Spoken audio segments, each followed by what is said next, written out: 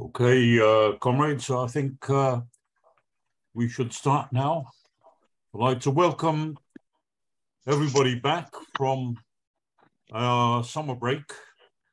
We started again with our program of weekly WIN meetings, bringing together worker activists from around the world, often with direct first-hand eyewitness accounts from direct participants in struggles which we've had as far afield as Louisville in the USA, Sao Paulo, Minsk, Colombo, Khartoum, Tunis, South Africa, and many, many other hotspots. So it's great, especially also to see new comrades here from a number of countries, including a particular welcome to our comrade from India, who is participating today as well. Our first session of the new season is on this topic of inflation. And I can promise, comrades, it's not a dry lesson in economics, but a life and death expose of a threat that is driving a worldwide rebellion right at the present time. As if 2 decades of economic stagnation were not enough, a deadly pandemic causing 2 years of paralysis, a major war directly involving a nuclear superpower, climate catastrophe bringing floods, drought, forest fires. At least throughout all those catastrophes, somehow most working people had at least minimal access to the means of survival. Now, on top of all that, we have soaring inflation, which poses the starkest issues of sheer survival, a threat to millions of people of literal starvation and hypothermia. So it's no wonder that we have worldwide turmoil and mass protests around the world today. No wonder also that here in Britain, we have at last a sudden end to decades of relative quiescence, of social resignation to the cuts and the grotesque inequalities and the austerity of the last 2 or 3 decades. We have now a sudden explosion of strikes and militancy. It's a kind of combination of the strike wave of the 1970s with the mass defiance of the poll tax revolt of the late 80s. Britain, at last, can be said to be joining the world revolution. So it's a great privilege in this situation to welcome once again our old friends and, sorry, I'm just admitting people. Great privilege to welcome once again our old friend and comrade, an eminent authority on economics, and of course a superb Marxist, the prolific author of the widely acclaimed and aptly named blog, The Next Recession, Michael Roberts. Michael, as our comrades will remember, is one of the few experts in the field who can strip bare the secrets of capitalist economics and place them at the service of the working class. So I'm very happy to welcome you, Michael. Over to you. Thank you, Roger, for that introduction and also a very good summary of the panorama facing the world labour movement at the moment and billions of people around the world in relation to energy and food price crisis, which is hitting everybody, hardly without exception, except for the very rich. Is this situation applying now across the board? And it's a combination of a number of factors, which I hope to outline to some extent in this presentation. And although this is an international network meeting, much of the points I'm going to make will probably, more than I usually do, concentrate what is going on in the UK, because in many ways, the impact on the UK is worse amongst the advanced capitalist economies than anywhere else. And the catastrophe, which is a word I would describe, that is impending for millions of households, not only in the UK, but across Europe, and of course was already hitting many millions in the other parts of the world as a result of the food and energy price explosion.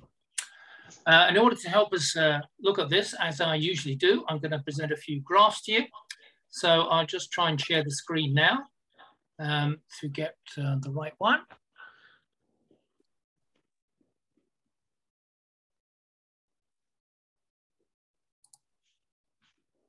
That's not it. Where's it gone?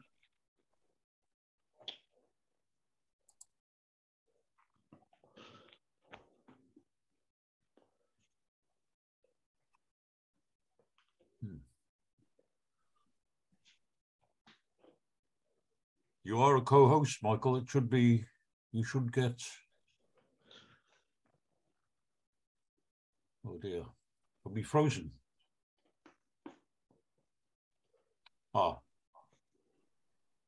Roger, can you see that? Yes, okay, that's great. Thank you. Okay, right. Okay, so my title of the presentation is Energy, Cost of Living and Recession. I hope you can hear me clearly because I've had a problem with my mic recently and it's affecting my audio quality.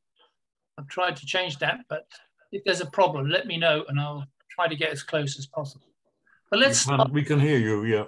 Yeah, with the immediate situation which exists only this week, which has concentrated the minds of the G7 leaders at a weekend meeting when they were dealing with the question of the energy crisis and in particular, how to deal with the fact that the Russians continue to make large profits and a big export surplus from their sales of oil and gas, contrary to the aims of the G7 leaders to try and crush Putin's campaign in Ukraine and to weaken and destroy the ability of the Russian economy to survive. And you can see on the figure on the left here that the surplus that Russian economy is getting from energy exports has never been so high. That black line in billions of dollars is the indication of the current account surplus that the Russians are achieving at the moment. And if you look on the right-hand side, you can see it's a mirror image of a huge trade deficit that the Eurozone is now suffering as a result of the huge amounts of energy import prices that it's having to take in. And if you look at the blue bits of the Eurozone figure, you can see that was the non-energy balance, even that's been falling. But you can see that the energy balance, which has always been negative, is at a very extreme level at the moment. So the overall trade balance has disappeared and got into huge deficit, an historically low level of trade now for the Eurozone economy and an historically high deficit from way back as a result of the crisis which exists in the war in Ukraine. So desperate efforts are being made by G7 leaders and NATO to reduce their reliance upon Russian gas. And you can see that what they've been doing is, if you look at beginning of 2021, and the blue block is how much gas imports the EU has been taking from Russia, over 3,000 million cubic meters per week. That's the blue block. And next is Norway. Then the liquid natural gas, which is imported through ships and containers in bulk to come in. That was a minority view. But if you look at the latest position, week 34 of 2022 on the right-hand side, you can see that they've drastically reduced their imports of Russian gas through the pipelines.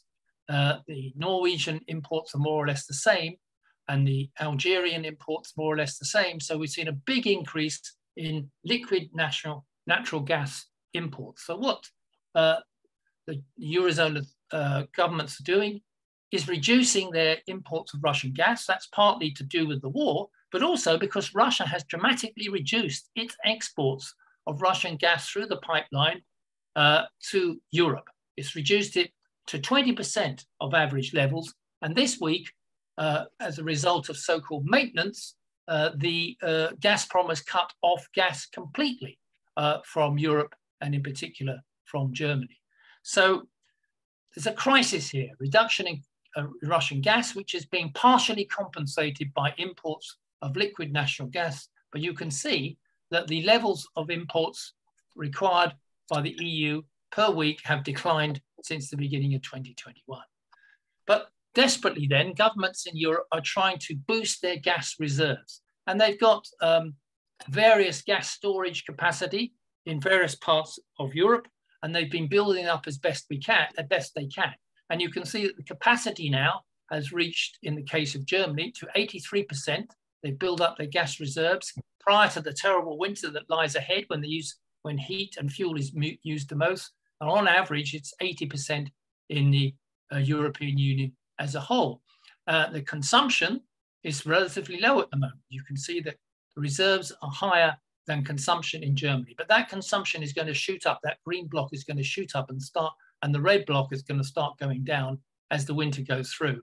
So as we get to the end of the winter, the position will be that these reserves will be down here, gas consumption will be up here. And then what?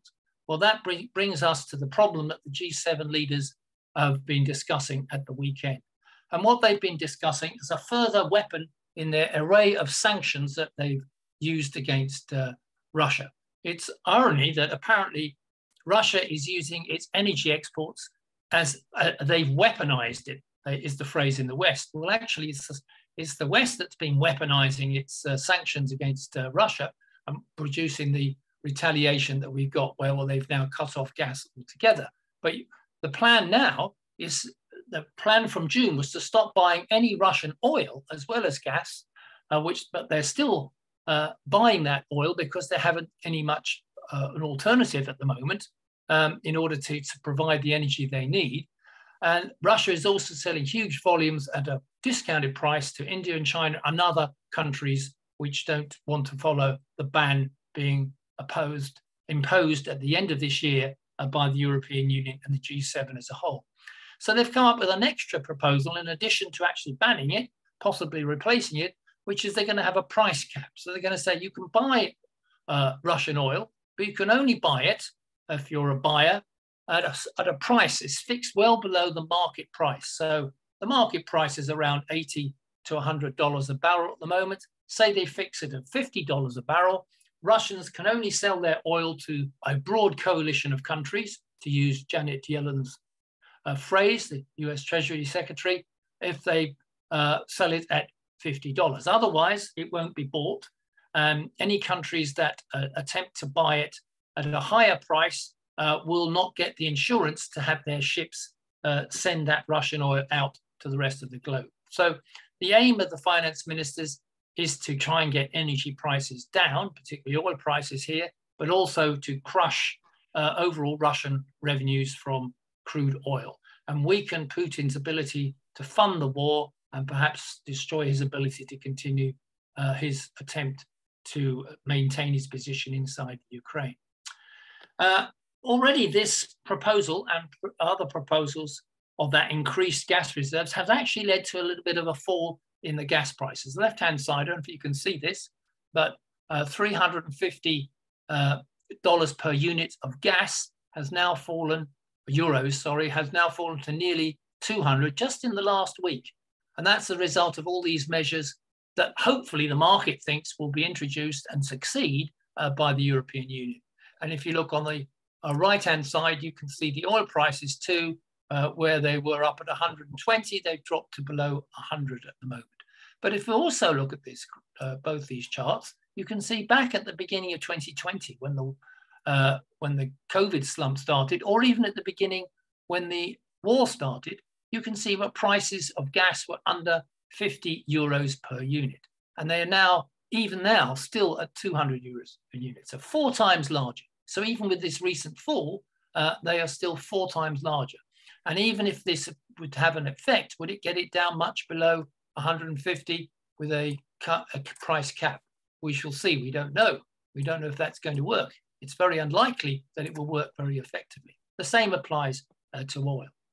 So while this is all going on, while the G7 is attempting to take on the Russians again with new measures of sanctions and is trying to find a way in which they can get energy into Europe at a cheaper rate, the price of energy and the price of food has rocketed so much that there is a total crisis in living standards across the Eurozone. This is the level of real negotiated wages and how much they've fallen since 2020. You can see they rose there, and now every country, the different lines are different countries with different rates of fall, but you can see where we are now is a stupendous fall in living standards is hitting most of the people of the Euro area. 6.5% fall this year on average. Other countries like Italy at 7.5, and even the one at the bottom there, which I can't read, is even higher.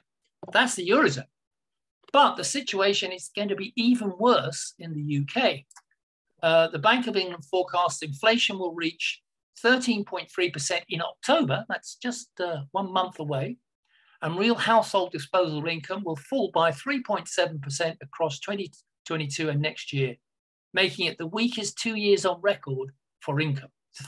No longer it's weak because it's a dramatic fall in real incomes after tax, after prices in the average household. And that's not all. Citibank, one of the American banks, forecast inflation in the UK to reach 18% by January, because they're basing that on a further rise in wholesale gas prices and in prices for heating and fuel for the average household in January, in addition to the October rise, which I'll talk about in a minute. So their forecast is 18.6% in January, and they, after the second OPEC oil shock in 1979, when it reached 17.8%. But that's not all. Goldman Sachs, the US investment bank, reckons further rises in the prices of bills in the UK could take inflation to 22% over 1 year by the middle of next year. A truly staggering increase. A fifth of household income to be hit by increased inflation over the next year. Are wages going to be rising by 22%, by even 15%, by even 10% in the next year? That's the sort of hit to living standards which are taking place in the UK. And you can see what's happened to energy prices. There is energy prices used to go along for a year's worth of energy on average was around about £1,000, right up until the point of the COVID slump and then the war. And it's now hitting, according to resolution, will hit next year over £5,000 on average for the average household in the UK to buy energy at home, to heat and to cook. Over 40% of households will not be able to heat their homes properly in January because the prices are so high, because they'll be cutting back on their use of heating energy. So here we are in Britain in 2022, when there are going to be millions of people, 40%, unable to adequately heat and power their properties, when a typical energy bill, according to the latest figures, currently it's been officially agreed that it will be $3,549 on average per year in October, according to the energy regulator, which I'll come to. The forecast is $5,300 in January. So the jump, just see the jump from October to January, is a staggering nearly £2,000 on the average annual bill in fuel as expected in January. And the right-hand graph shows you how everybody is suffering. The cost of living is increasing for lower income families. This is a figure across the board. Now, who's got the biggest increase for lower income families? Not quite the UK, but it's right near the biggest increase is being in the Netherlands and in the Czech Republic and tiny Estonia. But it's still pretty high, right up there. But the most interesting thing is that the poorest homes in the UK suffer way more than the richest homes do. They're hit. There's the poorest homes increase, which is the second highest compared to Estonia. But compared to the richest homes, the gap is huge. That shows the severe energy inequality which exists in the UK and doesn't exist anywhere else. The difference between rich and poor hits is generally fairly close, not entirely, but nothing like the difference in the UK between the rich and the poorest homes from the energy hit, except perhaps in tiny Estonia. So this brings me to, just for the UK purposes, we have what we call an energy price cap. What the heck is that? Well, the price cap is not a maximum limit on consumer energy bills, but rather a cap on how much suppliers can charge per unit of energy and the maximum charge they can make on daily standing charge. So the Ofgem, which is the name of the regulator that supposedly looks after controlling the prices set by any privatized energy retailers in the UK, will work out a sort of minimum or maximum profit rate, and they will feed in the costs of that, and they will come up with an energy bill, which is the maximum that these companies can charge per hour of energy use. So when we're talking about the figures that I'm talking about, 3,500 in October, 6,000 perhaps next year, we're talking about the average bill. So some people will pay a lot more than that, some people will pay a lot less, but it's an average bill. And it's being set by the number of hours of energy used, and that's set by the energy price cap that Ofgem applies. But you can see that if we look on the right-hand scale, the price of the energy price cap has increased 178%, well done by October 22 compared to last year, 178%. In that period, wages will have risen by 5% and benefits will have risen by 3%. That's the shocking catastrophe which lies ahead for households, both poor and average in this country. Just a couple of examples. Here's one person who has gone on social media. He says, I pay 126 a month for gas and electricity combined. I live alone.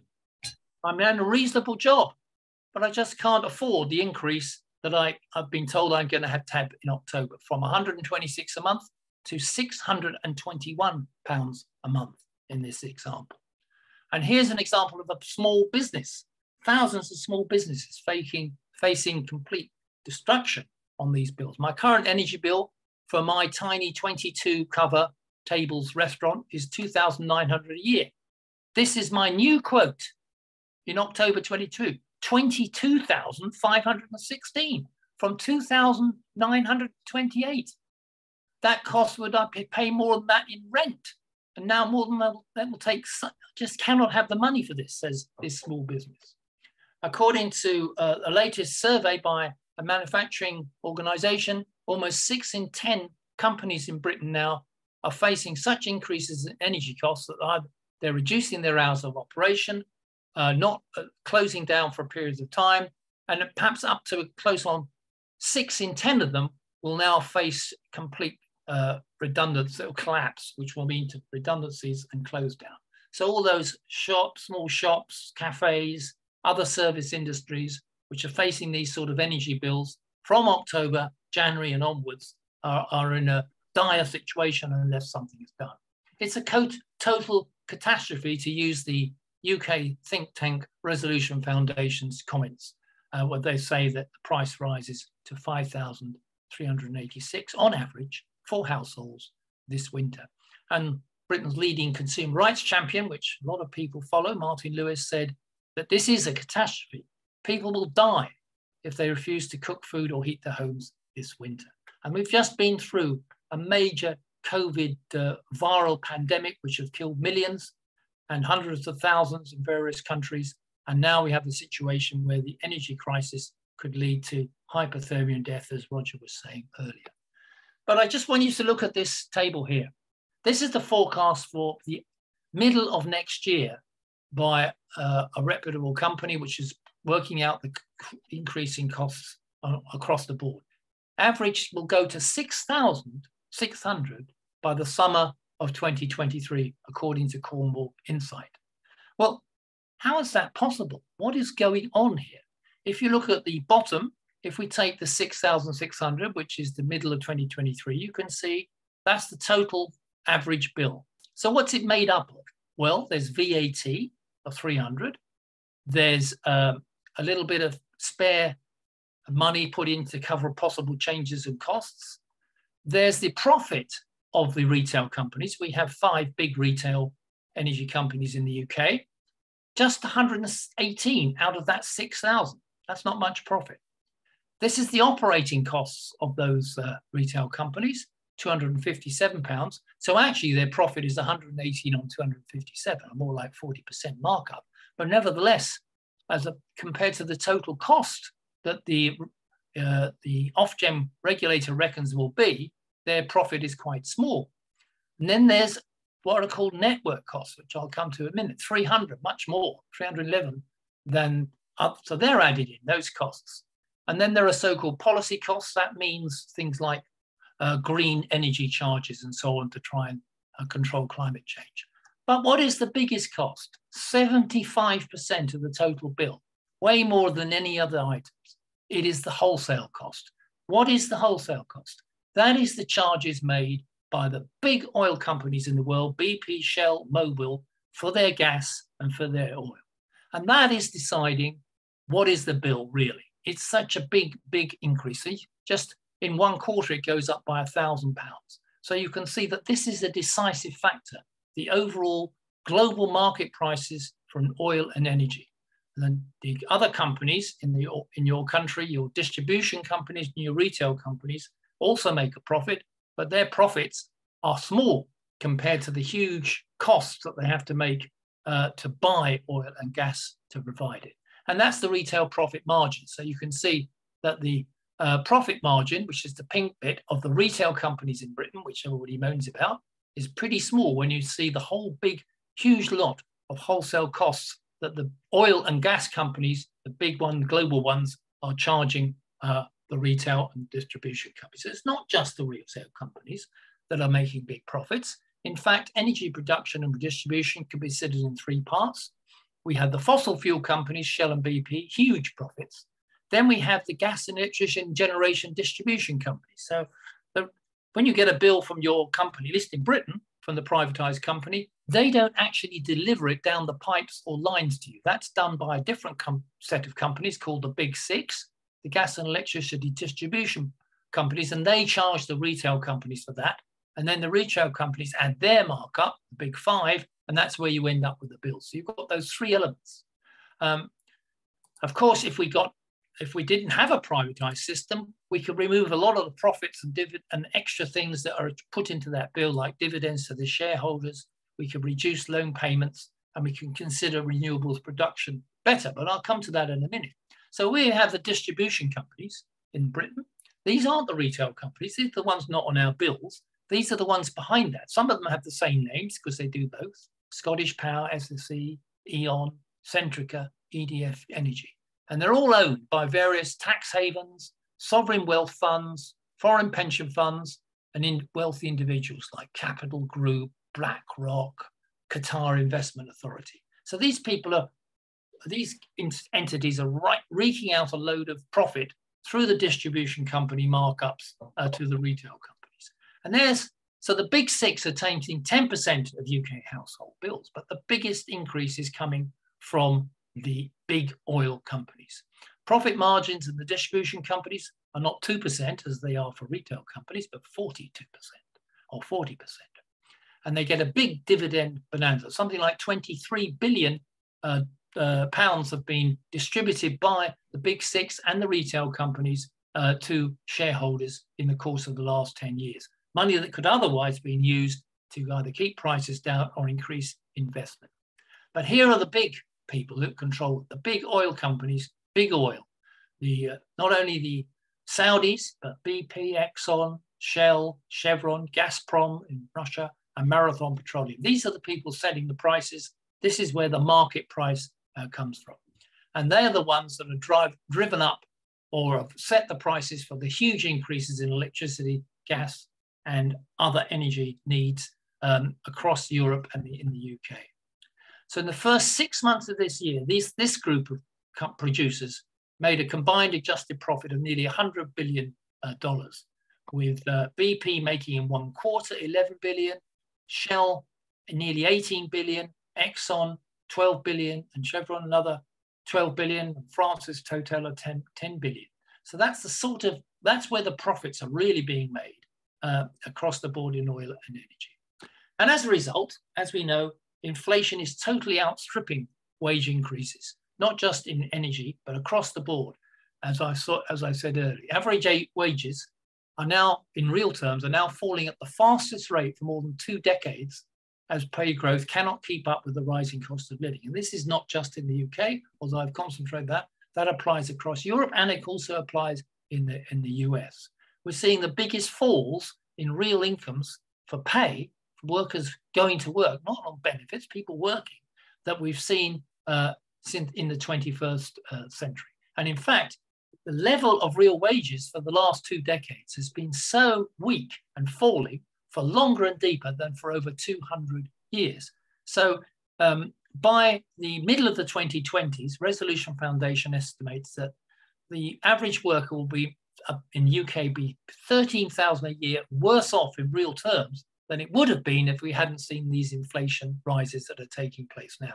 So it says that in 2026, average household earnings will be about 30,000 or so, compared with nearly 44,000 if wages had risen at the same pace in the 2 decades before the banking crisis of 2008. So wages have been slowing and held down, and now prices are just shooting up to record levels, creating the situation we've not seen in the case of average real wages for workers in the UK for over 200 years. What's going to be done about it? Well, if we just look at comparison of what's being spent to try and alleviate the pressure on energy prices and the living standards in different countries, this is planned government spending on household support. As far as I can tell at the moment, you can see that the UK is the worst. The current government, do we have a current government? I'm not quite sure, but we will have tomorrow, presumably. We spend 19 billion on various things, which you can deal with in a moment, but that pales in comparison with spending being made by other countries' governments in trying to alleviate the pressure on households. It's nearly 3 times as much in the case of Germany, for example. How are they going to pay for this extra help to households? Well, there's going to be a windfall tax in the UK on profits of oil and gas producers and suppliers of £5 billion, not very much. And they say they're going to stop subsidising fossil fuels soon. Well, I can come to that in a minute. But even there's not much support for this. Jacob Rees-Mogg, who those in Britain will know very well as a man of progress and honesty. I'm not in favour of windfall taxes. The energy industry is enormously cyclical. You need to have a profitable oil sector so it can invest in extracting energy. So the purpose of a profitable oil sector apparently is to create more fossil fuel at a profit. The government plan. The government plan is no price freeze, no price reduction. It's going to put some tax rebates around. It's going to do an energy discount payment in October into people's bank accounts to cover the huge increases in energy.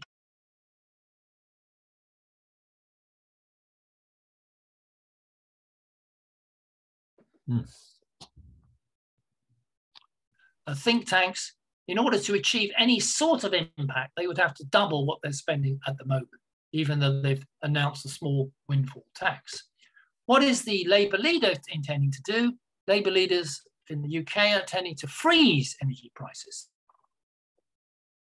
So they're going to freeze the price, unlike the government at the moment. That's their plan if they were in government, before it goes up in October, meaning that the 80% rise that we're talking about in October will not go ahead. Well, how's that going to be done? According to the Labour leaders, they would provide up to 30 billion over the winter to do this just for 6 months. After that, prices go back to whatever they are, by increasing the windfall tax, not carrying out the £400 payment, just having an energy price freeze, and lowering government interest payments on debt, which they claim will be done because inflation would fall, although I can't quite see how that follows. But so in effect, they would subsidise the energy companies to the tune of £29 billion in order to freeze prices where they are. That's the Labour plan. The government plan from next week could be, according to Nadim Zahawi, they will reduce the price cap, not just freeze it by £400. How would they do that? They would just spend the money over the winter. That's an extra 9 billion. But what's actually been proposed a longer term by the chief executive of Scottish Power is that they freeze bills where they were before October for 2 years. And this will be funded by loans from commercial banks from a so-called deficit fund to be paid over repaid over 10 to 15 years. How will you repay it? Well, it'll be in your bills over the next 10 or 15 years. So instead of paying £2,000 extra on your average bill, now you will just have a huge or regular increase in your bill to pay back this debt. A bit like student debt, mortgage debt. They would kick the can down the road, but eventually the consumer would have to pay over the next 10 or 15 years higher energy prices than otherwise would have been the case. Resolution Foundation, a sort of think tank that looks at these things closely, proposed a cut in energy price for pensioners and anywhere where earns no more than 25,000 a year, and even some reductions for those who earn no more than 40,000 a year. And this would be if you like, a special social tariff, apart from the normal tariff, for low-income households, which will be funded by government spending and so on. And if that doesn't work, they propose a general reduction for all those on benefits or with no one earning over 25,000 in order to reduce the pressure on lower income households. How would this be paid for? Well, they would say it would be paid for what they call a solidarity tax. So there'll be a 1% increase in income tax rates across the board to cover the cost of this subsidy to the lower income groups. But all of this tells you one thing: no change in the actual structure of the energy companies, retail and so on. No change at all, and further subsidies so that they can maintain their prices, simply to help out the lower end in this way. And as the leader of Ofgem said, we can't force companies to buy energy for less than the price because it's a market, and we all need to work together to recognize that. So we're in a market situation. You can't cut the price, because then companies won't make a profit. They'll be in deficit, and therefore that would be not possible to continue. So if you look at it any way you can, since we privatized in the UK and other countries have done similarly, a handful of very large, powerful firms now control the energy sector in all parts, the retail, the distribution, and of course wholesale. And that is why, and they decide their profit margins with a fair degree of lax regulation, and those prices won't be cut unless those companies are taken out of the hands of the private sector. The market clearly doesn't work. Commodity prices at the margin have driven up electricity and gas prices to astronomical levels. Even officials now look at this question are beginning to doubt the ability of marginal pricing in markets. Even Boris Johnson called it frankly ludicrous. Emmanuel Macron described the market pricing system for energy as absurd. And Ursula von der Leyen, the leader of the EU, said the market system does not work anymore. It's exposed the limitations of our current electricity market design. So what does she propose in place? We need a new market model for electricity that really functions. I'm not quite sure what that new market model will be. Apparently it means decoupling gas from the market price. So in other words, we don't have a market for gas anymore. It's going to be controlled by governments. How that would work, we have yet to hear from. And yet the huge increase in fossil fuel production continues. Energy tax subsidies are rising. And if we have subsidized all these fossil fuel companies so that they don't lose any money, the result is that we merely increase the inability for us to meet any of the climate targets set in Europe and elsewhere in the world. And what we're seeing now is a massive increase in coal production, both in the US and in Europe, and an attempt now to, and the EU Parliament decided that natural gas production was actually part of a climate change policy. Natural gas, apparently a fossil fuel, is no longer considered a fossil fuel in that sense. All these proposals, in my view, are temporary band-aids, do not cover the cost of living already experienced up to 2022. If you price freeze now, what about the last year, where there's been a huge increase in the prices and a huge drop in real incomes? Nothing is being done about that. And there's no guarantee that we won't go back to a market system later on. So they're all based on bailing out the energy companies. And the one thing that they all agree on is no change in the market pricing system in general, and no nationalization of the energy companies. That's ignored and rejected.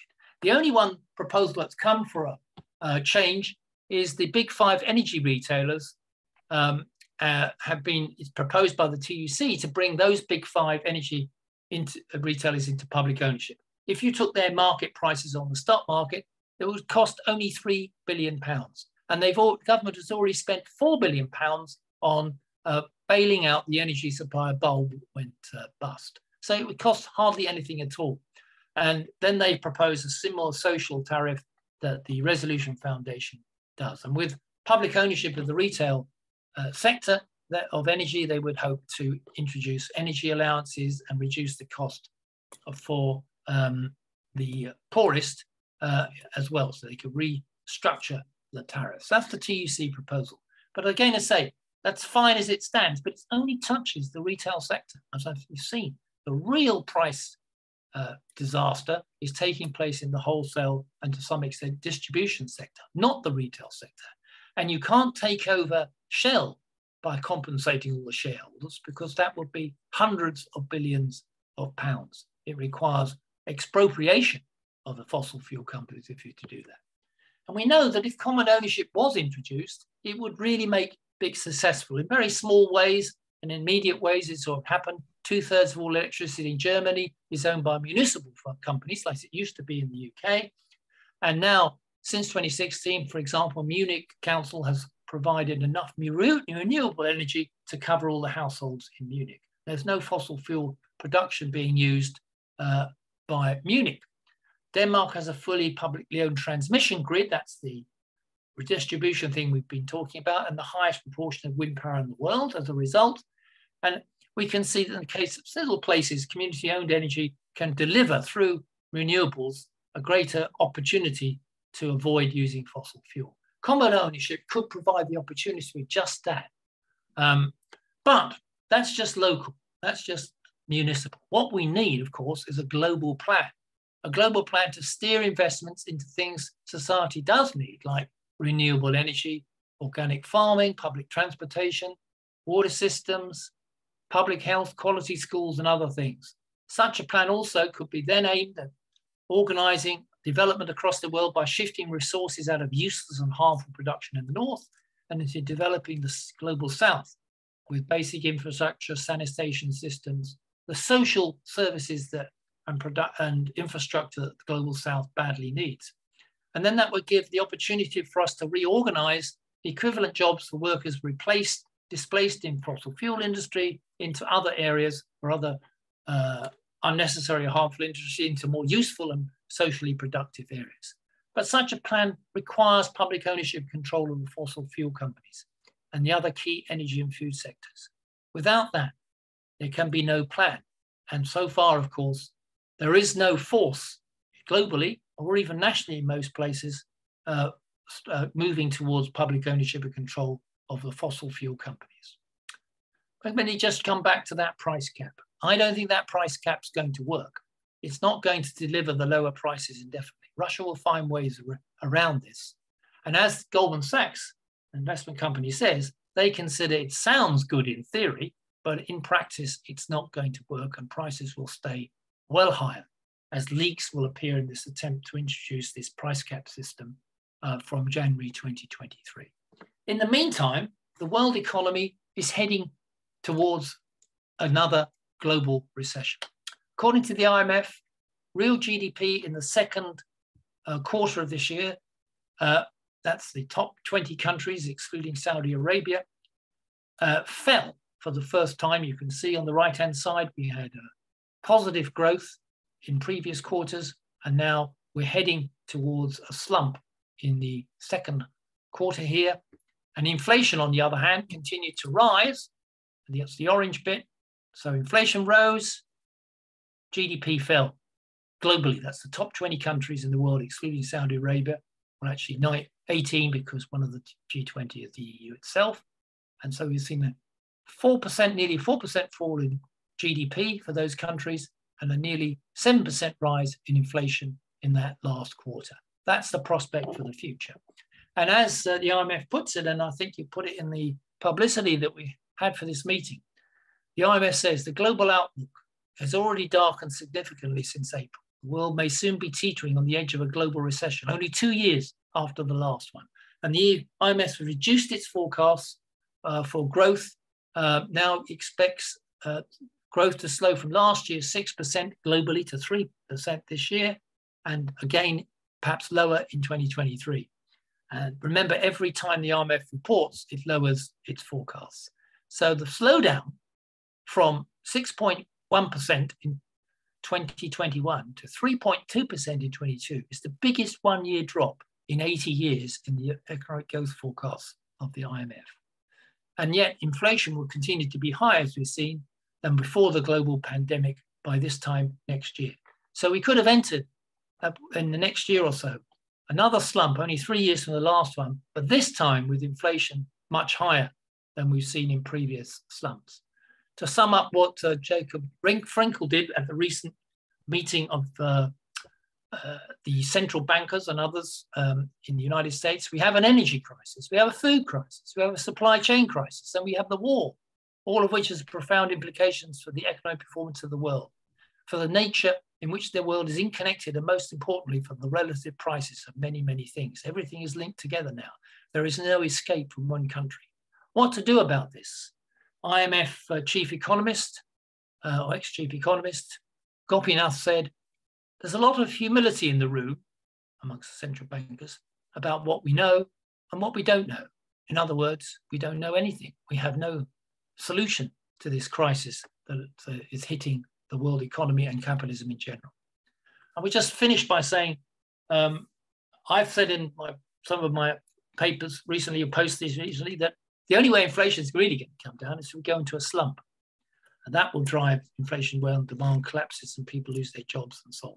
But even so, there are so many factors which make it likely that inflation will stay higher than it did in previous recessions. First, the central banks have no control over the pace of inflation because rising prices are not being driven by excessive demand from consumers for goods or services or by companies investing heavily, on the contrary, or even by uncontrolled government spending, which has just desisted for 1 year during the COVID slump. Now it's swiped back. Second, the reason for not expecting a sharp fall is that productivity growth has slowed so much that the supply side of the world economy cannot respond adequately to any recovery in demand for goods and services, particularly when economies came out of the COVID slump. So when they couldn't deliver with increased production and they had supply chain problems, productivity remains low, they haven't been able to squeeze more out of the workers in terms of output. The result has been a drive up in prices. And the third is that if the big oil companies remain in place, they will continue to be able to control prices to some extent and maintain their profits at the expense of the rest of us. So prices will stay up while big oil remains in place. So we can see a catastrophe heading for the ordinary working people of the North, global North this time, let alone the global South.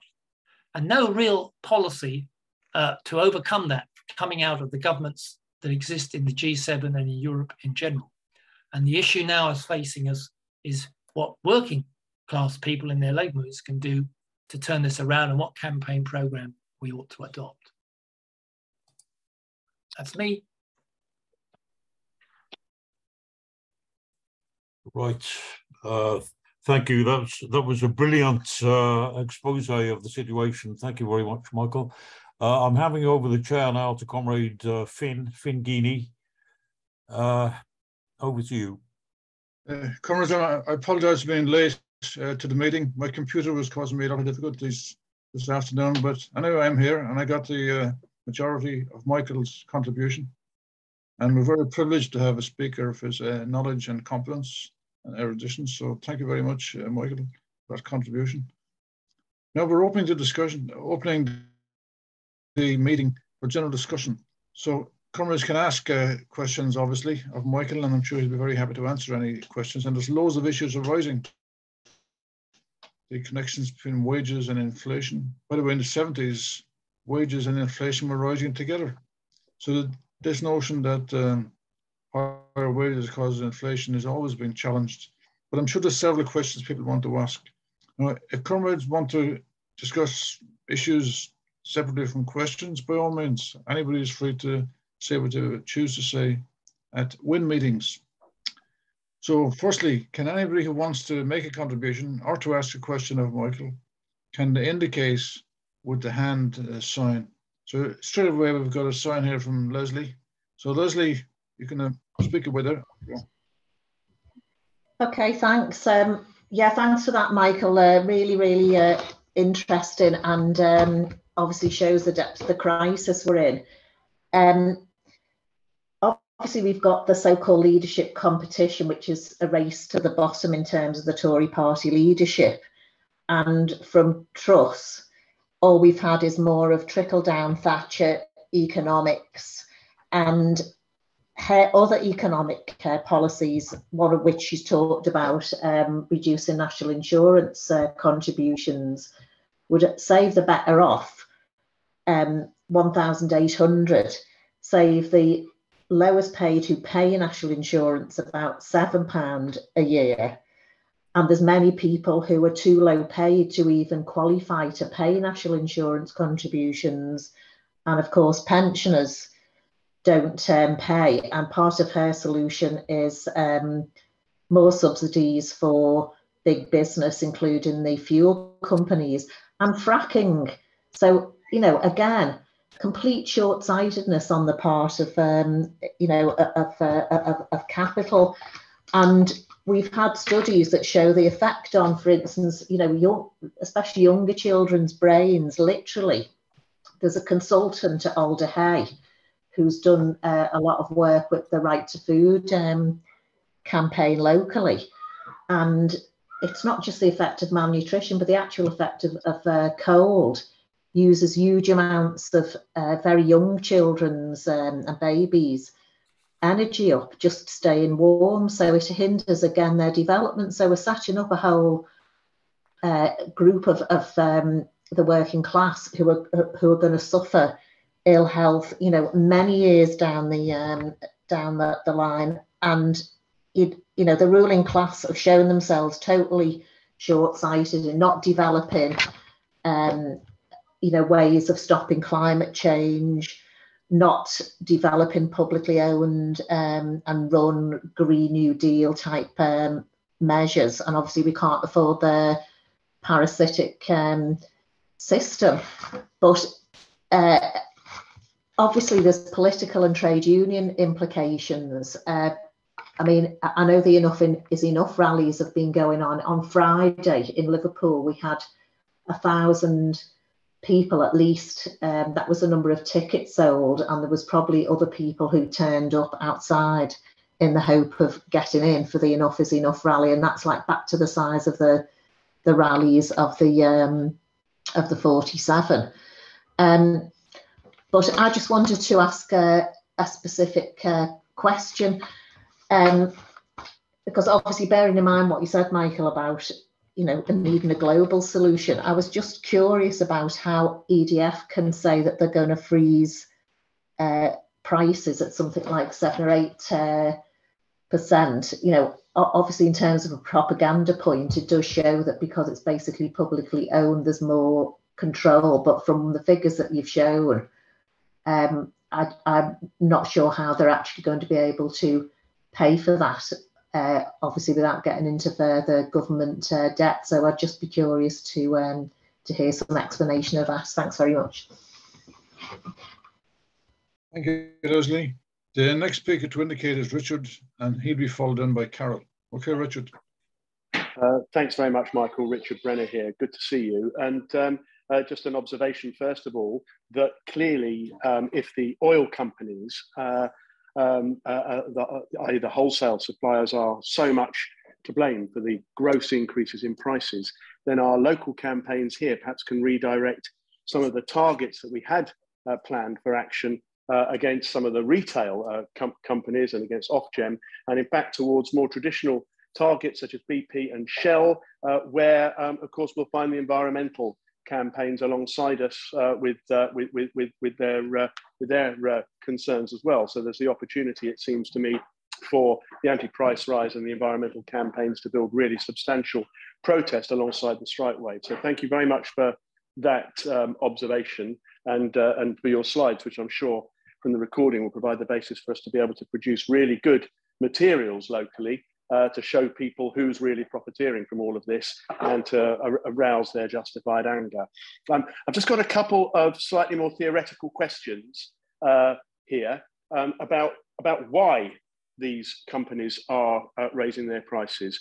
One is that Michael Burke has written in the Socialist Economic Bulletin that the real reason for the worldwide inflation he identifies as being two decisions in the US: one, to raise consumption support levels, spending to support consumption to unprecedented levels, and the other to print unprecedented amounts of money. He says he knows he runs the risk of looking like a monetarist, and he's not a monetarist, but that those things do count. And I just wondered what your observations were on that.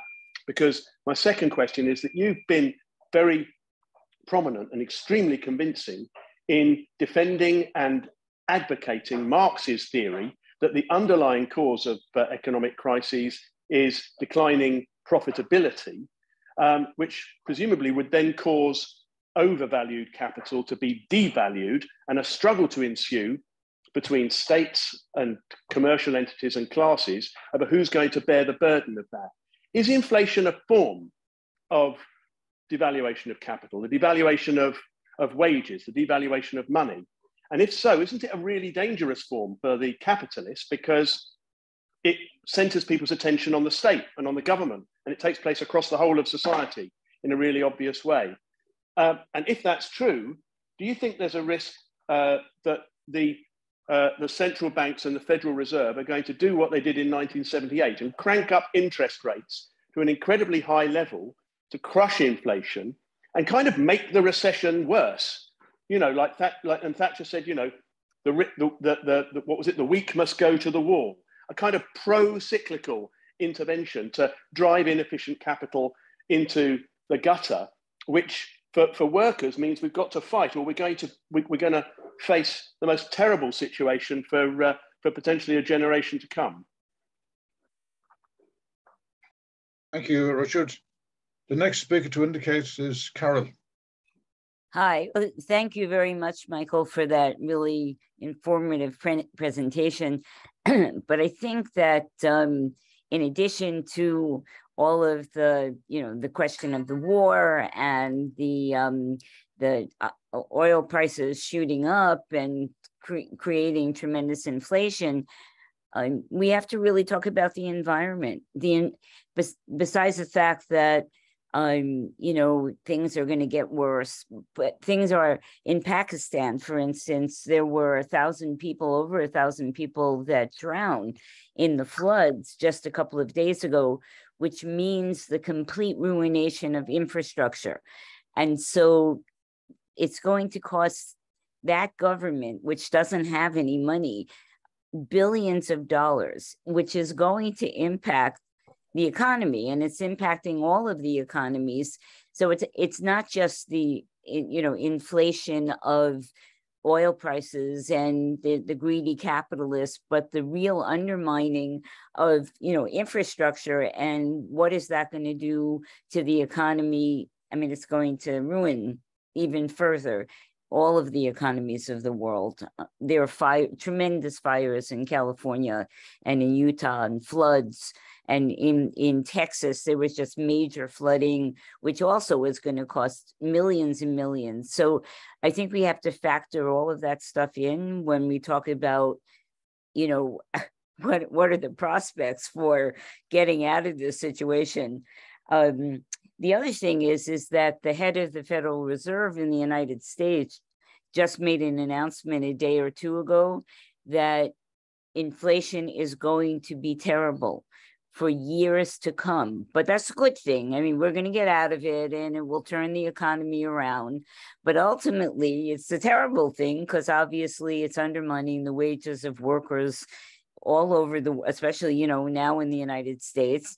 And I think that we have to look for obviously look for a global solution, but we need a leadership, because the trade union leadership of all of these countries saddle up to the capitalists and hope to make some deals, but that's not going to get us out of this tremendous crisis. This is overwhelming crisis, and we have to build a leadership that's going to, overthrow capitalism essentially, because this will not end. The global crisis will worsen, the environmental crisis will worsen, the health crisis will worsen, which means that there'll have to be more money put into taking care of those children that are being impacted by coal and all of that. So we have to be prepared, is all I'm saying, that we have to build an organization internationally that's going to get rid of capitalism and fight for a socialist society. Yeah, that's it.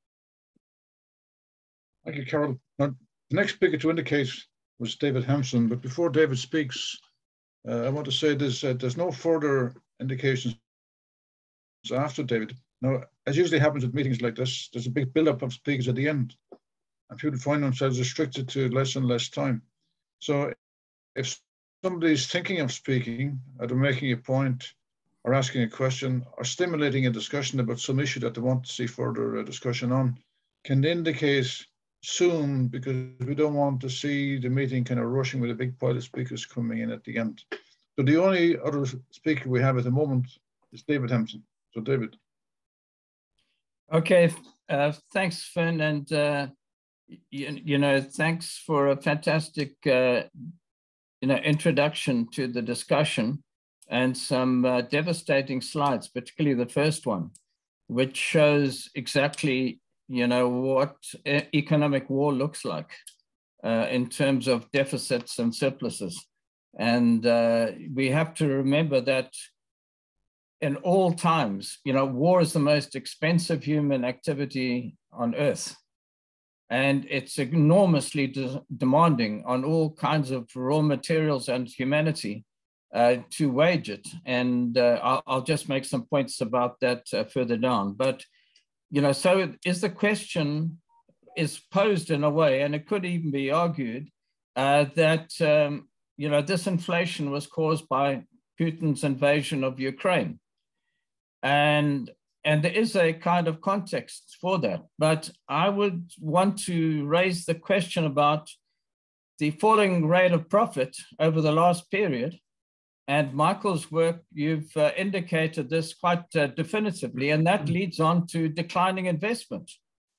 And what we're seeing overall is that the capitalist system has been incapable of dealing with the crises because it's not investing in the sectors absolutely necessary for its survival. And in this sense, they've bumped up against the crises of oil and the oil sector in 1973, 1979, and every other boom in capitalism has been accompanied by rising oil prices, which has been a major factor in bringing the next recession. The cost of oil and the limits, in a sense, of providing that oil have caused this. And there's been very little investment, apart from in the nuclear industry in the past period, which was regarded as a miracle cure and then rejected, in actually really seriously examining the alternative sources of energy. And so instead of declining energy costs over time, capitalism has been restricted, it's been held back in its growth by rising energy costs, which are actually fundamental and actually should have been brought down if there was any internal mechanism, market mechanism, for some time. I've argued in the past, and I've been corrected by evidence, that actually capitalism would turn towards solar industry because it actually was by far the cheapest alternative and that's what accelerated. But actually capitalism is locked into the fossil fuel industry. And I'll give an example. At the beginning of the slump, the COVID slump, oil was actually a negative price. They actually would pay you to take it away. Incredible. And the whole oil sector was on the point of collapse and had to be rescued by the US Treasury and internationally by central banks and so forth, allowing enormous loans to be made to oil companies to survive. All of that sector could have been bought for next to nothing or just taken over by the state if they wanted to have a reform, just to buy it out. But actually they didn't. They propped it up. And now these oil companies, which are now reaping massive profits, are actually being put in place by the capitalist system and by the central banks and by the various capitalist countries, which had the alternative to be able to redirect the entire world economy at that time and actually rejected the idea. But this lack of investment and the slowly rising oil prices over time and the decline in the rate of profit and decline in investment all meant that this was a kind of perfect storm waiting to happen. So Putin's war really accelerated all the tendencies which we were seeing, and has actually brought that into a head. And what we're seeing now is he has, in a sense, the West has politicized energy, but he's now politicized it to the nth degree by cutting off entirely the provision of gas to Europe. I mean, that is, in a sense, very inflationary, in the sense that you have to, if you have no confidence that things can be restored to their previous price, then nobody knows what that price will be over time. And so the expectations that it'll be but anyway, Michael, please come back on that question, because a lot of price is expectation of what will happen in the future.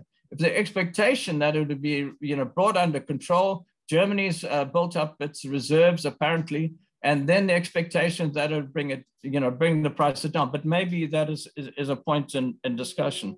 So capitalism is locked into the oil industry, and the oil industry controls key components of political parties and parts of the state is still getting more benefits and more subsidies than are going to renewables. It's still in the same case I've seen.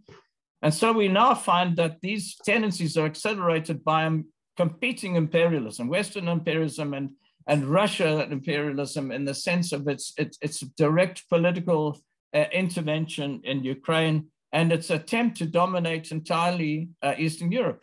And this is not totally unsuccessful. I mean, these, just look at the immediate political results. Britain is something of an exception, but if you look at Italy, there could be a fascist government coming to power. We see massive mobilization in Hungary and in Czechoslovakia, in which the Communist Party, inverted commas, because it's about a real racist party right now, entirely xenophobic, having rallies of 70,000 and so forth, fascists and so-called socialists coming together, and potentially a collapse of the bourgeois regimes, these right-wing bourgeois regimes. And that may also be, what's happening in France. In other words, Putin is having some success. In fact, quite a considerable, putting enormous pressure throughout the capitalist system in Europe and internationally, because he's offering a solution that can provide unlimited supplies of oil and gas, if only you just accept that I'm intervening in Ukraine and accept the political recolonization of Ukraine and so forth. So the issues then rapidly become sharply political. And that's why I'm glad that you've raised the question of the profitability of these oil companies and the massive profits they're making, because we have to go back and beat that drum.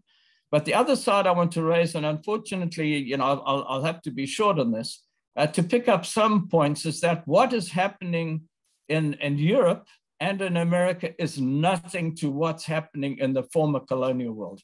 We just have to hold our breath to look at the statistics. In South Africa, we currently have 40% unemployment. In America, they talk about a Goldilocks labor market with 3.8% unemployment. It's unbelievable. In other words, maybe all that's going to change in the near future, but maybe not.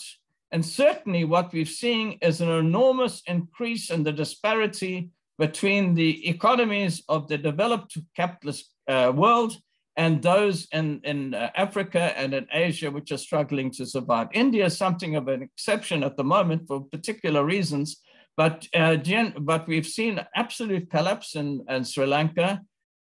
We've mentioned the floods in Pakistan. We could also mention that Pakistan was a failing state, ready to fail at any time, and it's had 23 interventions from the IMF since independence, and it's going into further. In other words, it's a state which is just not really a state. It's not really a nation state able to survive under the current conditions of globalization, and it's heading with a catastrophe it faces And no, it seems, I can't believe it, but what I hear is that their crop will be almost zero this year. That is the cotton and the food crop. They have to import cotton now to be able to complete orders. So it's a state which doesn't really exist anymore. And this is what's happening throughout the former colonial world. I won't go into the rest of Africa, but just to mention, in Zimbabwe, they don't even calculate inflation now. It's gone through the roof.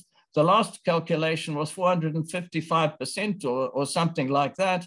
And now that all prices are now in US dollar. Now, I just want to make this point, and maybe, Michael, if you could come back on that. The US dollar, weak as it is actually going through the roof internationally in comparison. The pound is collapsing. The rand is collapsing.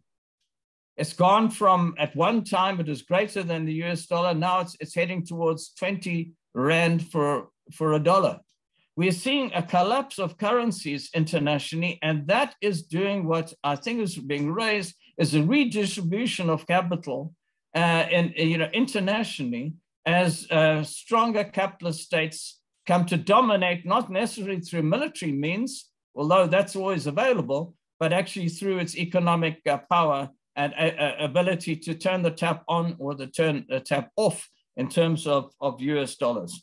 So what I see is a very challenging position.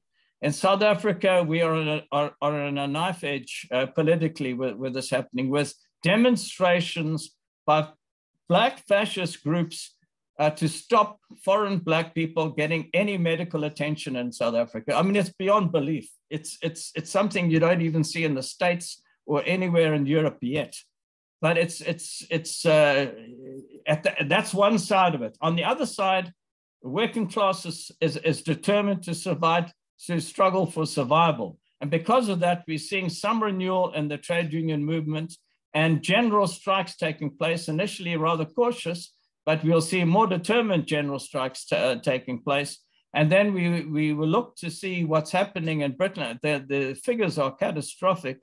Unbelievable decline in real wages, not yet an unemployment, which is baffling. And I wonder if you could come back on that question, Michael. But when that happens, when unemployment also rises, then actually a struggle for survival among British workers as much as in South Africa, Sri Lanka, and in Pakistan. Thank you. Thank you, David. The next speaker is Dominic Byrne, to be followed by Steve Zeltzer. Okay, Dominic. Hi. I'm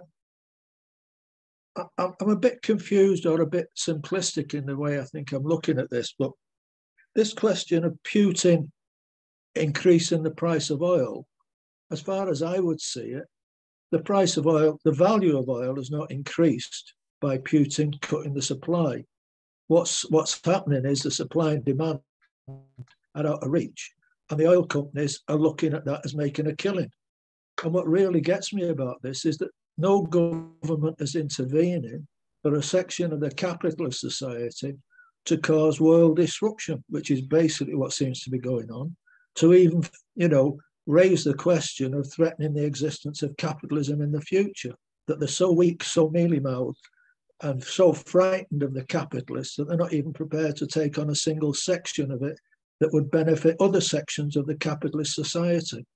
So I'd like Michael to, if he's got time, to have a think about that. And the other thing is about the inflation. I tend to look at inflation as actually a devaluation of the currency. And I wonder how much the 2008 events of the massive, what do they call it, quantitative easing, the printing or availability of massive amounts of capital going into banks in the form of bonds to shore up other banks that were collapsing, and then that money or that currency is seeping its way into the economy generally and devaluing the currencies.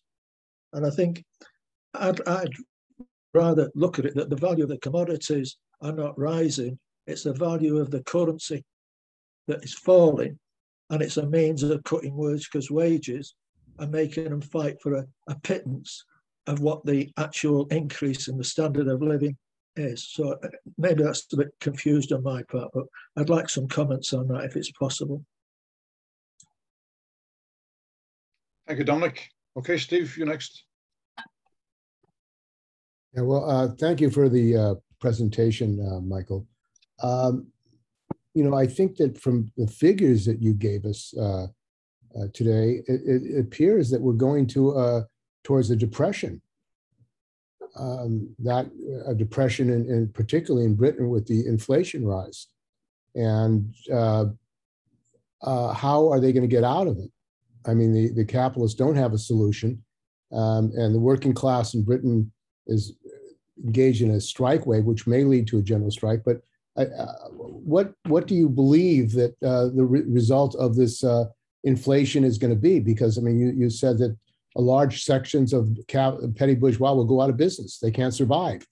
And one of the things I think that we have to look at is the role of U.S. imperialism in relationship to the COVID crisis, because after the pandemic began, the United States basically inflated the economy, printed money to keep the economy afloat, because there was going to be a completely financial collapse, meltdown of world capitalism. And that was only really stalled by the United States and Europe backing it up. And it didn't help the underdeveloped world. But that's another question. Because a lot of these countries, Turkey, Argentina right now, where there's a mass working class movement, these countries are going to go bankrupt. They're going to default.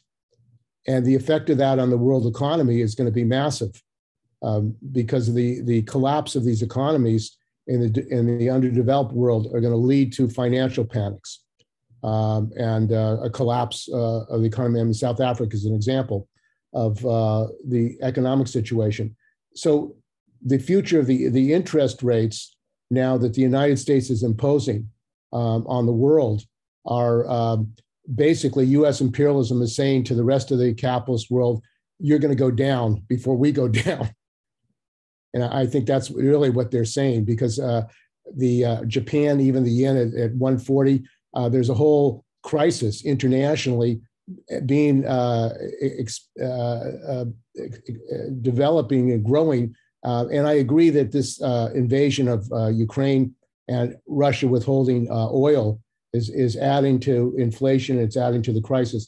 The other thing I was going to ask you about China profits. You put up that the Chinese oil company is one of the companies benefiting from the explosion of profits for these oil distribution companies. Maybe you can talk about the role of China economically, internationally, and how they are, at least for that, a section of them are profiting from the price of oil internationally. The other question I have is the real income.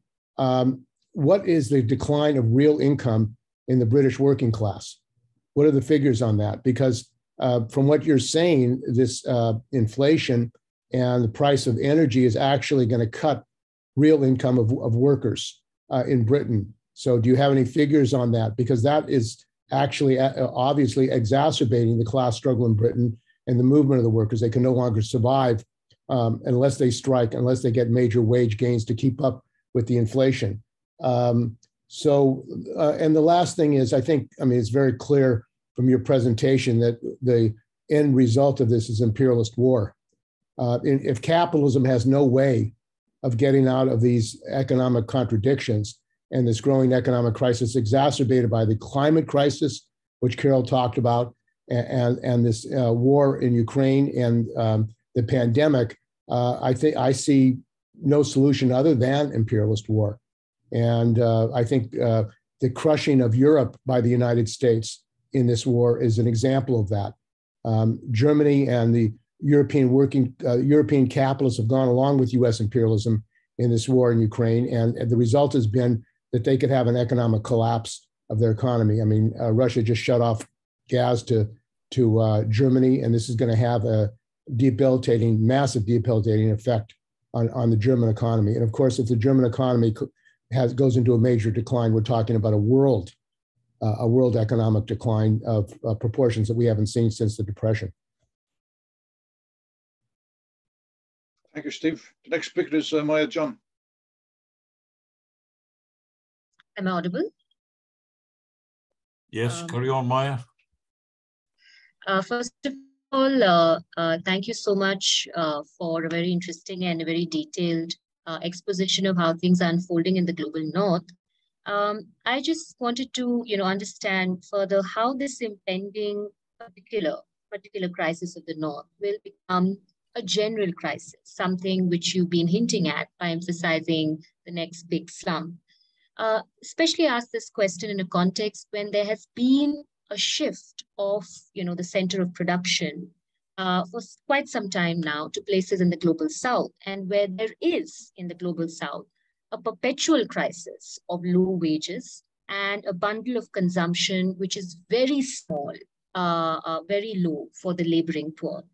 So the global south is linked to the world capitalist order, wherein workers continue to work in conditions of extreme precarity, which is producing super profits that is differentially appropriated by different blocks of capital in the global supply chain. This is not a third worldist argument because, of course, one of the important blocks of capital is within those regions in this global south itself who have a share in the appropriation. So such a condition in the south, global south, continues to create a cushioning effect for the survival of capitalism. So given that, how can a generalized slump or crisis of capital still hold water, still stand? Thank you. Thank you, Maya. No other comrade has indicated at this stage that they want to speak or to ask questions or to contribute. So perhaps Michael Roberts himself might want to comment on some of the questions that have been raised. Well, I'll do the best I can, if it's a big number of questions being raised by lots of people, good ones too. Just to point out in the chat at the beginning, I put in a PDF of all these slides, so you can refer to those slides if you want to after the meeting, if you copy that over. And I've made a few comments on some of the questions that have been raised during the discussion in the chat as well, to try and deal with some of the points, but it's not possible to do with all of them even so. But let me just briefly deal with one question, which is, has inflation been caused by excessive money printing by central banks and by excessive government spending by governments, particularly during COVID? This is an argument that's often presented on the left. And I think it raises, let's think of it just from the point of view of the stats or the evidence. When we had the global financial crash in 2008 and banks went to the wall, governments and central banks opted to bail out the banks and the financial institutions by a massive injection of credit. In other words, they bought lots of government bonds and corporate bonds. And what did they buy them with? They bought them by printing money. The central banks increased the amount of money they have. We don't actually print money anymore. What the central banks did was just increase the balance sheets of various commercial banks in return for purchasing the bonds that they held. So the commercial banks got a load of increase in savings, if you like, or in cash into their accounts, a massive, massive amount, billions and billions over a period of a few years.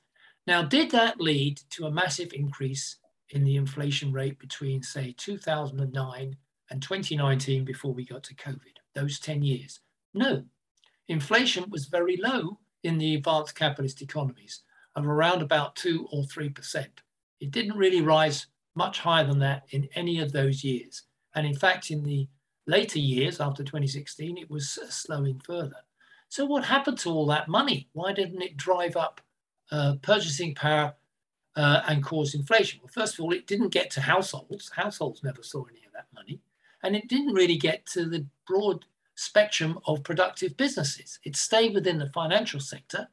And what happened was it was used to speculate in the stock and bond market. So what you got, and in the property market, so what you got was a fantastic expansion of speculation and price rises of stocks and bonds and housing and property, not in the cost of goods and services on the whole in the shops or in your prices. Oil prices didn't rise during that period They went up and down, but basically they stayed pretty low. Before COVID, they were quite low down.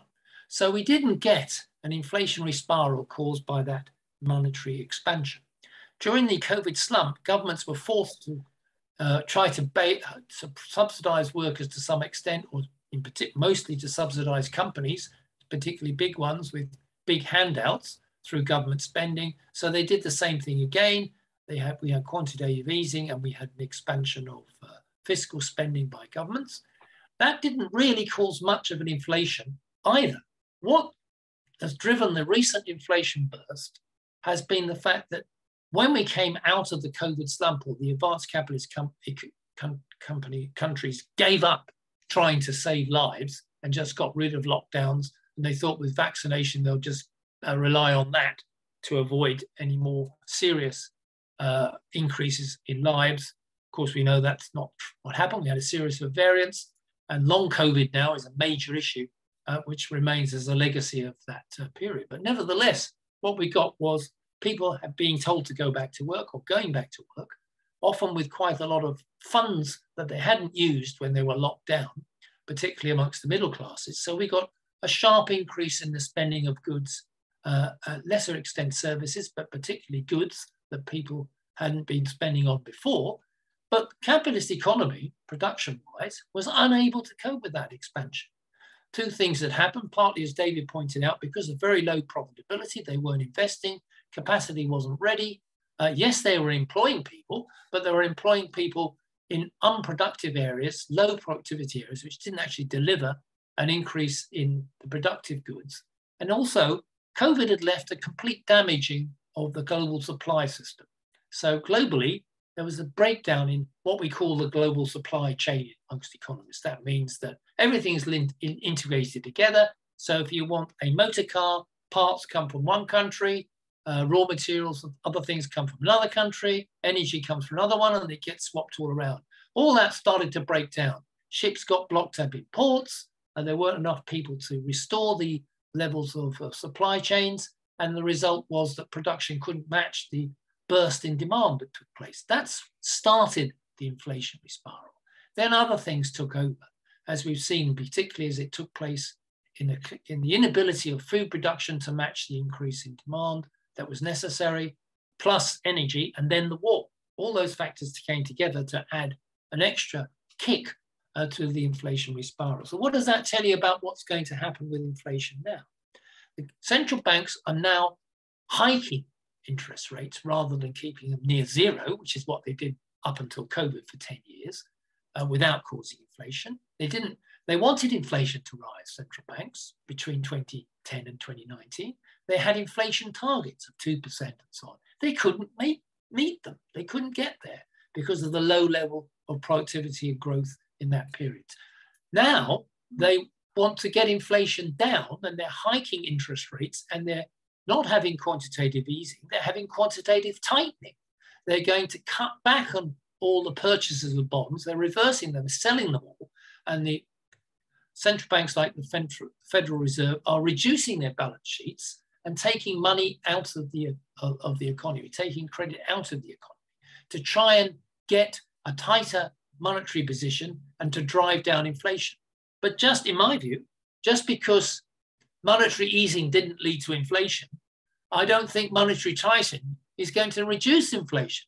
So actually central banks are impotent in this situation because inflation is not really determined by what the central banks do and monetary policy. It's determined by what's going on in the capitalist production cycle in terms of investment, as David Hempson says, in terms of productivity growth and so on.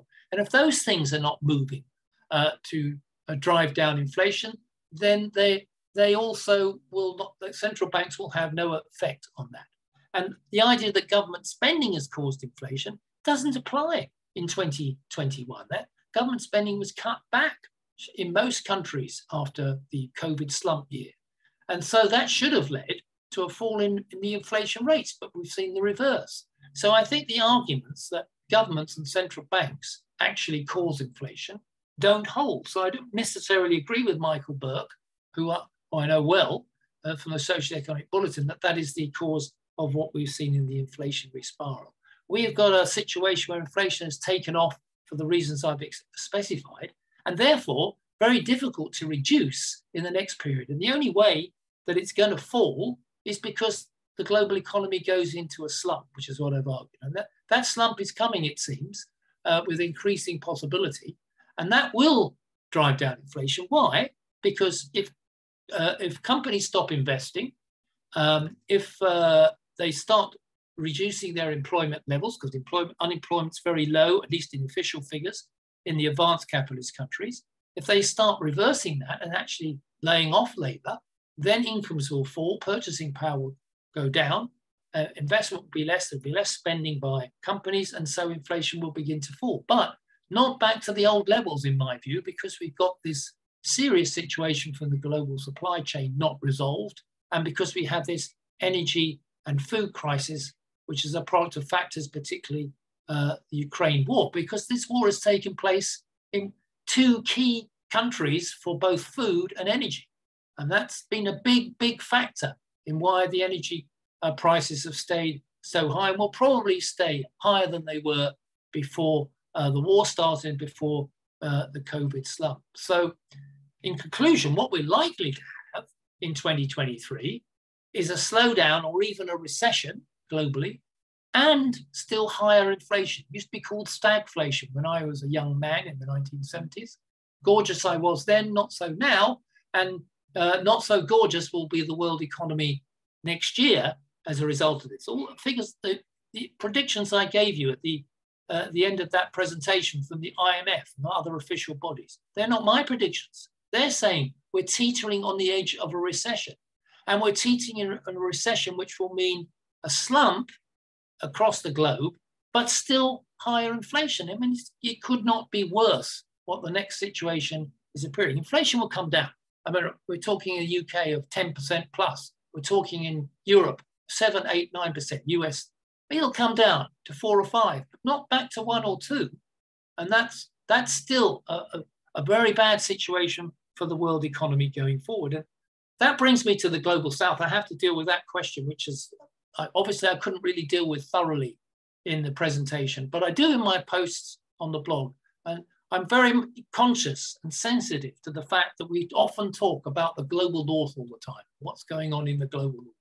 We forget that 2/3 of the world's population are what we now call the global south, which is an overall phrase for all the poorest countries in the world that are dominated by the imperialist bloc which exists in the global north. And these countries are already in a serious situation, as David and others have pointed out, Arman and Mardi and so on, pointed out the situation would exist in the so-called global south. And it's not just on the question of inflation, where the food price crisis has been horrific, where energy prices are high, but also, as David pointed out, a very strong dollar, because what tends to happen is that capitalists flood into the currency which seems the safest to put their money in, and that's dollar. So the dollar value has risen drastically against all the other currencies, particularly against the so-called emerging market currencies. And yet they have to borrow much of their goods that they need to buy from abroad and other things in dollars. So there's a massive increase in their debt vulnerability. And they're in a serious, if interest rates rise as well, and they have to pay back all these dollars at higher interest rates, increasing the debt, many more countries, as we've just pointed out, are going to go bust. They're going to default. The World Bank recognizes this. The IMF recognizes this. They try to set up little funds to help. But basically their help is, yes, we'll give you some more money if you close down state industries, if you cut back on your spending for the poor and so on. That's their solution to the issue, in order to tighten up and make these countries even worse off for the average person than they were before as their solution. And that the global south situation is way, way worse than it is for the global north. But for the first time, we have to say that the average households in the UK, Europe, the United States are facing a cost of living crisis that they've not experienced for 40 or 50 years. And in fact, in the case of the UK, I reckon for 100 years. That must produce some sort of reaction in the global north that we've not seen before. And we're already seeing the beginnings of it everywhere. Conrad mentioned Enough is Enough, which is a campaign in the UK. It's a good title. It tells you what expresses the feeling of what we have to, of what working people are feeling about this. Enough is enough of all this. We've had one thing after another, not only the slumps that we've had in the last 20 years, the stagnation of living standards and real wages, the collapse of public services, the privatization and profit making by the very rich, increasing inequality, and of course the absolute disaster of climate change, which is affecting the world and which governments of the major economies doing nothing about really to solve. Enough is enough. And now we have this cost of living crisis. This is going to produce big movements here. Don't pay is another one. Now, I don't know if people are going to don't pay, because it's difficult for households to refuse to pay their energy bills if they're going to get cut off. But I have to say, it's almost going to be inevitable, because can't pay is what's going to happen. People are just not going to be able to pay these bills. So they're going to be don't pay by force of circumstance. And that may lead to also a movement which links that together. So these are the potentials, at least in the UK and in Europe as a result. I'll finish on my summary here, that the global South domination by the North, or the imperialist bloc, and I want to make this clear, it's not all the North, it's the global, it's the imperialist bloc, the G7 countries and one or two others that are the dominant imperialist powers. And what do we mean by that? It's the big multinational companies in those countries who have the state backing of a military and the finance behind it to dominate the rest of the world, including other countries in the so-called global North as well, and to try and impose their policies and their positions and their interests on the rest of the world, and also to exploit on a daily basis not only the workers of the global South, but also the workers of the global North to make profits. Now, what has happened is, as David points out, and I point out in my posts, there has been a tendency for the profitability of these global North companies to fall over a period of time. We say, well, how's that possible? They're making massive profits. They all seem to be making massive profits. Yes, but in terms of the costs that they have to drive to deliver that profit, it's been falling over on a tendency, not in a straight line, for the last 50 years. And profitability is low. How do you counteract that? In the past, they've counteracted by exploiting the workers of the global North, shifting your businesses to the South in manufacturing and so on, privatizing state industries, cutting back public services. But the big counteracting factor has been the exploitation of the global South. And that by exploiting the workers of the global South, they're able to transfer surplus profits into the North and into the multinationals of the North. But it's not enough. That's the point. Even that, you can hammer the workers of the global South to the bottom, but it's still not going to be enough to save the big multinational companies and their ability to raise profitability for a length of time. The best way that capitalism can restore its profitability is having a major global slump of Great Depression proportions for 5 or 6 years. That's the way to do it. It doesn't matter about the rest of us. We can just melt down and disappear. That's the way that they have capitalism solves its crisis for a period of time. I finish on this. Even if they do that in the next few years, even if we have a slump which tries to restore profitability, there are just major challenges ahead of capitalism they cannot resolve. Rising inequality, the climate crisis, they can't resolve it. The inability to boost the productivity and the productive forces anymore. Capitalism is a really difficult position in the 21st century. Just think of the last 20 years and compare it to the previous 20 years of the end of the 20th century. This is way, way worse. Think of the position in the 50s and 60s and compare it now. This is way, way worse for capitalism and for the rest of us. Thank you, Michael. We'll shortly be drawing the meeting to a conclusion, but I want to say at this point that we've had 7 contributions, all of them very well thought out, very well considered, and the discussion has been at a very good level. We've explored issues in a lot of depth here, which stimulates us all to go away and to do some further study, some further thinking about the issues that have been raised. This meeting hasn't ended. It hasn't answered all the questions, but it has been a very high level of discussion, and it has raised issues that we all need to consider, examine, and evaluate, particularly in the light of what Michael's final point was about a slump. This slump is going to devastate the entire globe. Working class lives would be devastated.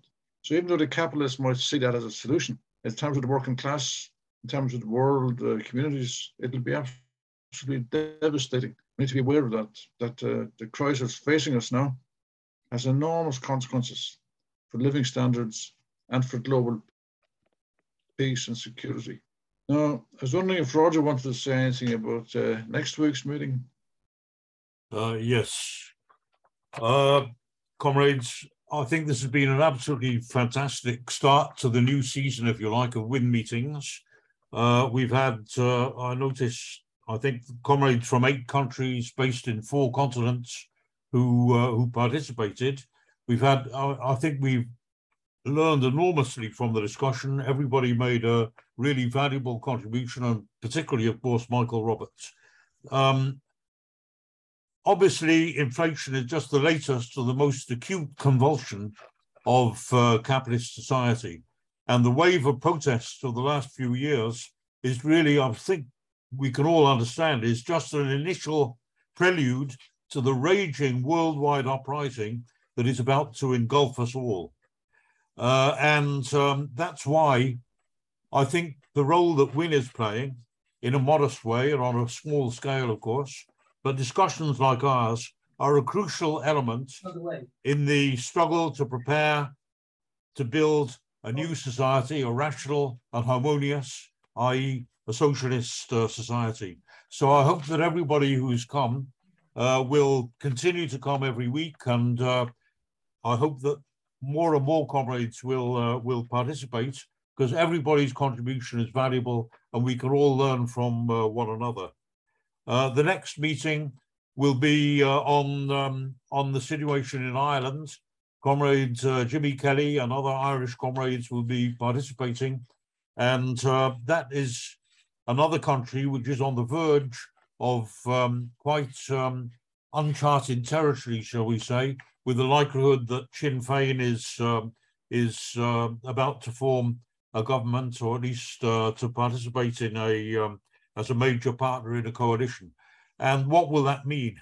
I think there are a lot of illusions about this, and there's also huge possibilities in the crisis that is opening up. So I hope to see everybody next week and in future weeks, every Sunday at this time. We have to have it at this time because there are comrades here today from the USA, which is early morning, and from India and Sri Lanka, where it's already quite late in the evening. And we actually, there is a new comrade of ours based in Australia who has promised to do her best to participate, even though it will mean a session from 1 o'clock till 3 o'clock in the morning for that comrade. She says when she's not working the next day, she'll be there. So anyway, we have a real mix of ideas and experiences, and that's why it's so important. See you all next week, comrades. Thank you very much, Roger. So thank you all for your attendance. And next week, we'll reconvene to discuss the issue of Ireland. So thank you again. Thank you. Bye-bye. As we say in Irish, slán